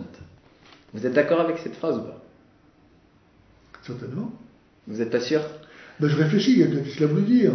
Alors celui qui intercède pour les âmes du purgatoire, Oui. il fait une plus grande œuvre, puisque l'homme elle souffre énormément. Il fait une plus grande œuvre en faisant ça qu'en faisant toutes les largesses possibles aux pauvres. Ça, c'est la pensée de Bellarmine. Et qui a été déclaré docteur de l'Église. Donc il a une position importante dans l'Église. Bon. Est-ce que vous êtes d'accord ou est-ce que vous n'êtes pas d'accord? Vous avez le droit de dire je sais pas, il faut que j'y réfléchisse Oui, c'est longtemps. ça, oui, c'est ça. Donc, c'est pas grave si vous savez pas. Joue mon joker. Oui, joker, parce qu'il faut pas. D'accord, mais j'ai pas de problème avec Qu'est-ce ça. que vous voulez dire avec ça, finalement, vous? Eh bien, c'est très simple. Ma question elle est celle-là. Si prier pour les âmes du purgatoire est une plus grande œuvre que la compassion pour les pauvres, Oui. pourquoi Jésus et les apôtres ont-ils enseigné si souvent sur l'assistance sur les pauvres et nulle part sur la quelconque nécessité de prier pour les âmes du purgatoire et qu'ils n'ont eux-mêmes jamais, selon les textes du Nouveau Testament, pratiqué une telle chose? Pour moi, c'est très important puisque vous me disiez que le purgatoire est un homme de foi. Moi, je vous ai dit dès le départ que la Bible elle-même nous dit que la foi vient de ce que l'on entend, et ce que l'on entend vient de la parole de Christ. Mais il n'y a aucune parole de Christ qui prie pour les morts, ni aucune parole d'un apôtre qui prie pour les morts. Donc, quand Robert Bellarmine il dit que ça c'est plus important que de faire les largesses aux pauvres, alors que toute la théologie évangélique montre l'inverse, évangélique je veux dire pas... Ça dépend comment on le voit, parce que peut-être que Bellarmine, en disant ça, il disait le bien que je peux faire aux pauvres sur la terre, ne va peut-être servir à rien. Ça va peut-être servir à rien, parce qu'ils vont le tourner pour leur mal. Vous savez, Dieu nous fait des grâces, mais parfois ça se retourne contre nous, parce qu'on est redevable des grâces que Dieu nous fait. Et donc, parfois, le Seigneur il préfère ne pas nous en donner, parce qu'il voit qu'on utilise mal. Et dans une intention de miséricorde, il préfère nous éviter un surcroît de condamnation au jour du jugement, pour nous avoir donné des grâces dont on n'aura rien fait. Donc, peut-être que Bellarmine il se dit, les âmes sont purgatoires, elles ne peuvent rien faire, donc ce que je fais là, de toute façon, à coup sûr, c'est banco, je gagne à coup sûr, parce que ça va profiter, ça va leur faire du bien, alors que sur la terre, le bien que je fais, il peut se retourner en mal. Peut-être qu'ils vont pas ça va s'en servir et ils vont l'utiliser malheureusement, n'est-ce pas? Donc peut-être que c'est ça qu'il avait en vue. Peut-être, d'accord. C'est une interprétation, hein. Oui, non, mais après, effectivement, je vous surprends un peu avec peut-être une citation que vous n'avez pas vue, et il faudrait le temps de la... Mais vous voyez, ce qui est important, mon cher pasteur Rémy, c'est que on cherche toujours à interpréter les choses, non pas pour rejeter la foi, je parle avec le coup la foi catholique, mais voir comment ça s'harmonise. C'est une question d'état d'esprit, ou bien je décide que la foi catholique n'est pas vraie, et donc je vais faire en sorte que tout ce qui me tombe sous la main, de l'interpréter en opposition avec la foi catholique, ou bien comment ça s'harmonise avec la foi catholique. Et là, je vous ai donné une interprétation qui se justifie. Peut-être. Comment peut-être? Non, peut-être. C'est cohérent ce que je vous dis. Moi, ce que je vous dis, c'est que Bellarmine, ce qu'il dit, c'est contraire à l'évangile. C'est contraire à l'évangile. Tout simplement. Je suis très clair. Ça s'harmonise pas. Pourquoi ce que je viens de vous dire, c'est pas cohérent ce que je vous ai dit? Là, moi, mon point de vue, c'est que celui qui prie pour quelqu'un qui est mort décédé, alors que ça ne fait pas partie de l'enseignement des apôtres. Ne dis pas ça. Ça n'y est pas. Alors, montrez-moi un verset qui montre un apôtre en train de prier pour les morts ou Jésus en train de prier pour les morts. Mais montrez-moi un verset. Non, mais je vous demande. C'est pareil, je vous dis, montrez-moi un verset qui dit que Jésus avait des dents. Elle est extraordinaire celle-là. Mais non, attendez. Donc ça veut dire que Jésus n'avait pas de dents. Il n'est pas écrit, donc Jésus n'avait pas de dents. Je pense qu'avec cet argument, vous avez gagné le débat. Bon, je suis heureux de vous l'entendre dire. Merci.